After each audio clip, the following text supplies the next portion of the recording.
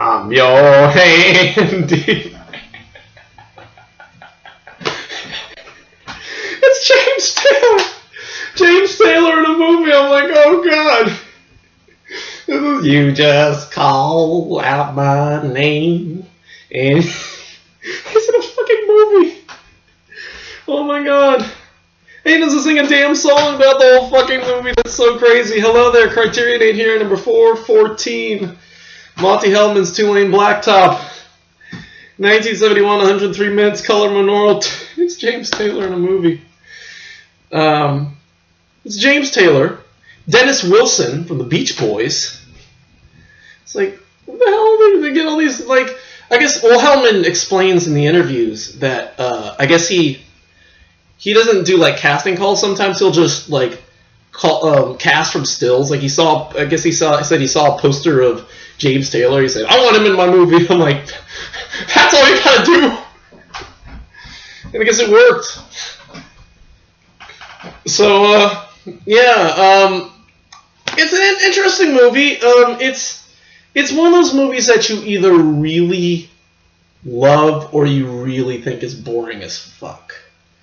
For me, I lean toward the latter. Because there's not really much of a story. And because it's a road movie, you know, I guess that might be, you know, that's kind of the I think an attribute to a lot of road movies is the fact that they're low on, you know, it's more about the footage, about what you're seeing versus what's going on. And this is no exception. So basically, almost nobody in this movie has a name. So we're just going to refer to them by what they're called in the credits and what Criterion calls them in the booklet. James Taylor and Dennis Wilson are friends. James Taylor is the driver. Dennis Wilson is the mechanic. And they go around, you know, driving cars, racing people, and all that. And they're going across country or something, and they meet up with this girl played by, what's her name, Lori Bird. And the girl tags along with them, has sex with the mechanic. And they run into a guy with a GTO 55, I think. I can't remember the name.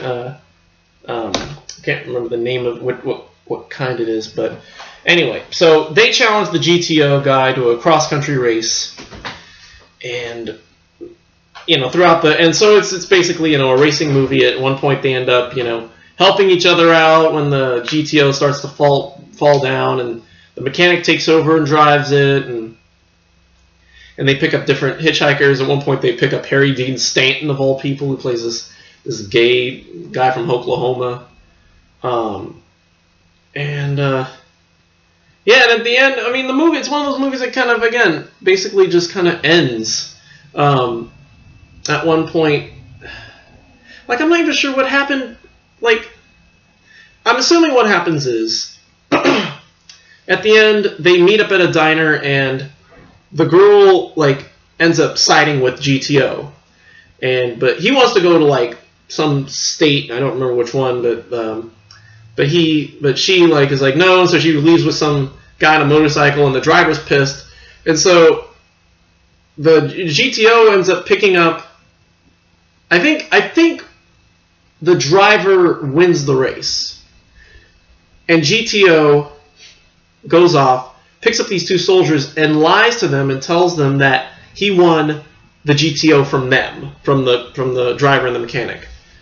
I don't know if that's exactly what happened, because a lot of it's just, I just kind of like spaced out, because there's, you know, it's one of those movies that's minimal on dialogue, so you just kind of have to interpret stuff. I don't know. And even then, when they do talk, you're like suddenly so taken aback that you're not concentrating, and I'm like, wait, what? You know, I didn't really want to fast forward, rewind too much.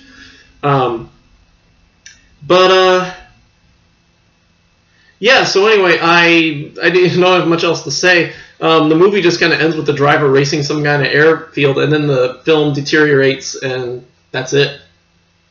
So again, it's very minimalistic. I liked it, but I definitely don't like it as much. I don't want to watch this again. it's interesting. I think it's interesting. It's interesting. James Taylor and Dennis Wilson. They're only acting roles. In fact, I'm trying to remember. I don't remember when. I want to look up. I don't remember when Dennis Wilson died. I thought it was in the 70s. Was it shortly after this? No, it was in '83. Okay. Okay, so it was about 12 years after the movie came out. Okay, I knew Dennis Wilson had passed. So they couldn't get him back for the reviews, of course, the interviews. But yeah, I mean, it's interesting. It's an interesting road movie, I guess. I probably got to see more. I just have to see more. My interpretation. The only road movie I've kind of seen is Fear and Loathing in Las Vegas that I can think of. I know there are others, at least in the Criterion collection. And I'm sure there's others I can think of that I can't think of right now. You should call Night on Earth a road movie, even though it isn't really a road movie, I guess. Because it's got to be set in America. It's got to be all road movie America was like the place for road movies, I mean, we'll eventually get to stuff like Easy Rider and things like that. And I think what Drive, he said, maybe is a road movie. Those are in the America Lost and Found BBS story box, which I'm excited to get to. But for now, it's an interesting artifact. Again, not the greatest movie I've ever seen. Not something I really want to watch again. So, I think it does its job for what it is. But in the end, I feel like a lot of it. I was reading that apparently in the booklet it said that apparently they had over 3 hours of material, but they had to cut it down to 2 hours. So a lot of it was cut. So maybe with that in, it would have made a little more sense. I don't know. So, anyway, that's all I got to say. Touring Blacktop, I'll give it a B+. B+, it's, again, missing something, but it still works as a good road movie. So, that's that. Supplements. Just audio commentary, of course. Second disc is chock full of interviews. There's an interview with James Taylor. Hellman interviews James Taylor. Hellman interviews Chris Christopherson, who used it. They used his version of Me and Bobby McGee in a scene. And there's a whole 42-minute documentary where they go back and try to find old locations. And Hellman and this team from his the class he was teaching at the time.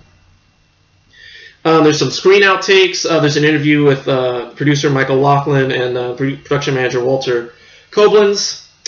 And there's also a section called Performance and Image, where they look at the restoration of the 55 Chevy in the movie. There's a section they call... They're all unique sections called, for instance, the Chris Christopherson section is called Somewhere in Salinas. It's a line from the song. And then the photos and publicity is called Color Me Gone. And then there's a trailer, and that's all I got. So, Touring Blacktop B+. Check it out if you want to see two musicians acting. There you are. So that's all I got for you. Until next week. Sorry about the delay in the review. Just life happened, and I was going to do yesterday for Halloween, but that didn't happen. I really should have saved Under the Volcano for Halloween. It would have made sense. Day of the Dead and all that.